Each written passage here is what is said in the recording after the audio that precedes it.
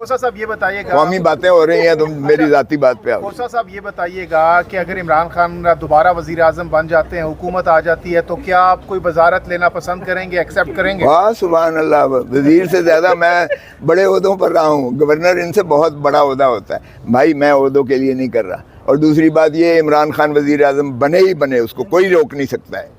ये जो अवामी पजीराई है, इसको कोई रोक नहीं सकता है। एक बात, और दूसरी बात रहा मेरी वजारत का, भूल जाओ मेरी वजारत, ना मैं इंटरेस्टेड हूँ, ना मैंने वजारत के लिए या किसी लालच के लिए किया है। मैं पाकिस्तान के लिए खड़ा हूँ, आइन की बालादस्ती के लिए। अगर खान साहब घर आकर आपको इन्वाइट करते हैं यार, अभी तो मुझे ज़रा एंजॉय करने दो ये वकालत का फेज जो है। अभी तो मैं, इरादा है आपका पीटीआई में शमूलियत का? नहीं, आगे कुछ भी हो सकता है, लेकिन सवाल ये है कि मैं कौम और मुल्क के लिए पहली मेरी तरजीह है आइन पर अमलदारी की जाए, रूल ऑफ लॉ होना चाहिए इस मुल्क में। जमहूर को हक दो, जमहूर को, अवाम को हक दो।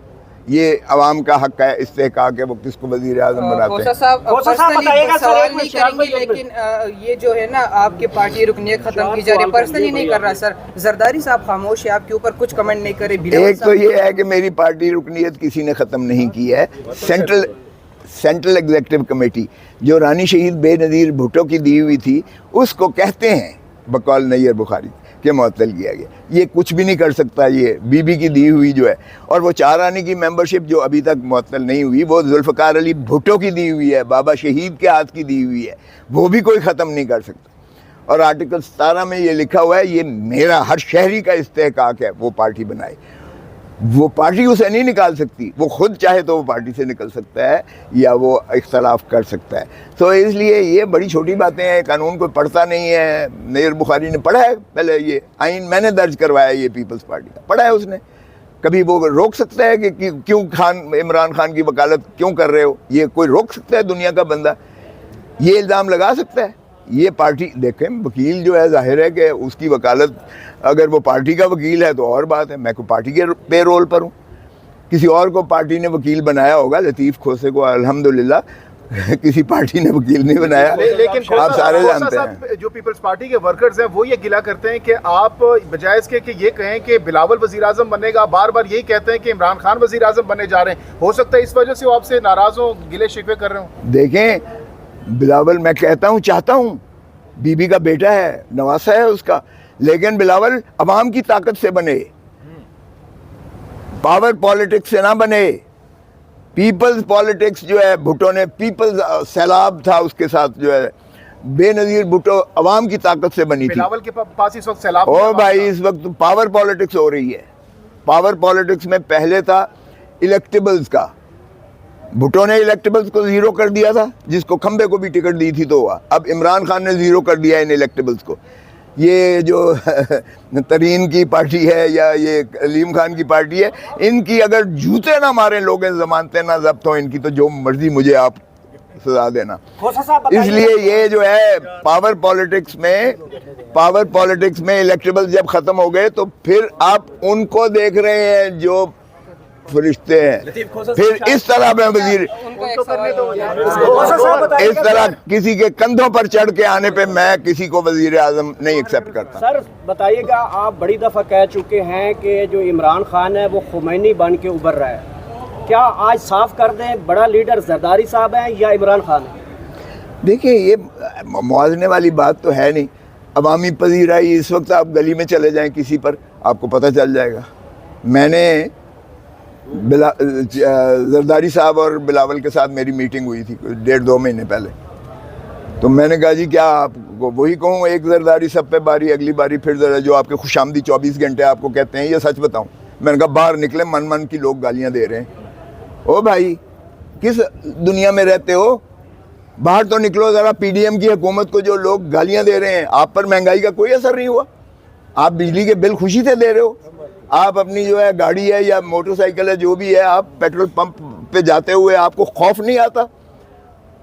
आपको जो तबाह हाली पे मुल्क को खड़ा कर दिया है, अब इसके बाद कोई रह गया है पीडीएम के पास कोई बयानिया अवाम के पास जाने का? ये जा सकते हैं अवाम के पास वोट मांगने के लिए। सो किस ज़माने में, किस दुनिया में मुआवजा कर रहे हो? एक दफ़ा तो ये चढ़ के बोलेगा, बाद में देखा जाएगा कि किस तरह से कौन सियासत करता है और अवाम किसको पजीराई देती है। खोजा साहब, नवाज शरीफ आ रहे हैं और ग्राउंड सजाया जा रहा है, फिर बयानिया बनाया जा रहा है, तो क्या कहते हैं? मुझे तो नहीं पता है। ईद मिलादुन नबी ज़रूर आ रही है, उसके लिए तो मैंने देखा है झंडियाँ भी हैं और सारे कुछ बिल्डिंग्स भी सज रही हैं, लेकिन एक मुझे बताएं, एक मफरूर सज़ा याफ्ता मुजरिम के ख़िलाफ़ कोई पागल ही होगा जो इस तरह से सजावट करेगा या ऐलानात करेगा कि वो आ रहे हैं।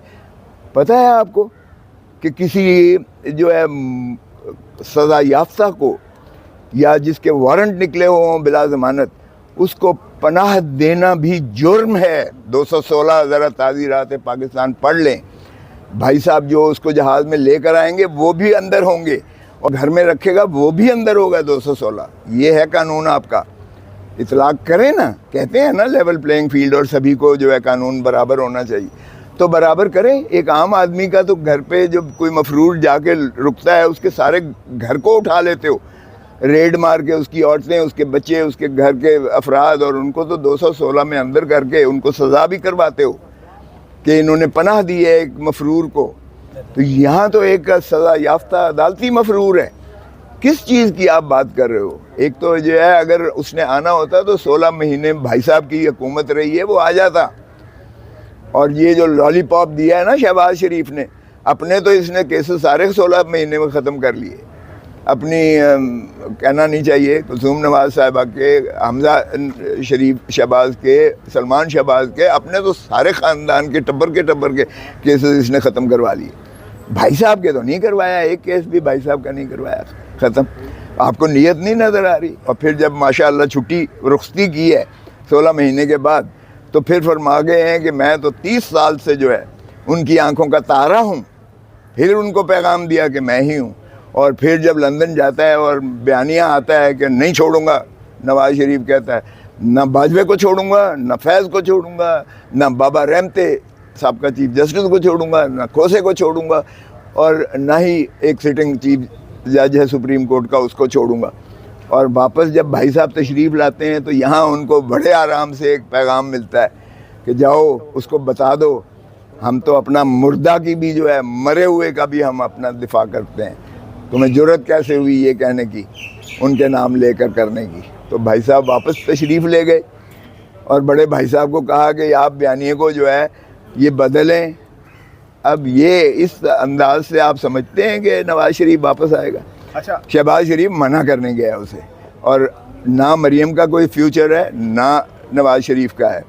आएंगे तो अडयाला जेल जाएंगे, अलबत्ता लोग तो पाकिस्तान का कोई उसको स्वागत नहीं करेगा, जेल के कैदी ज़रूर उनको जो है स्वागत करेंगे। अब वो किस तरह करते हैं, चोर चोर के नारे मार के करते हैं या उनको जो है वेलकम करते हैं, ये मैं आप पे छोड़ता हूँ।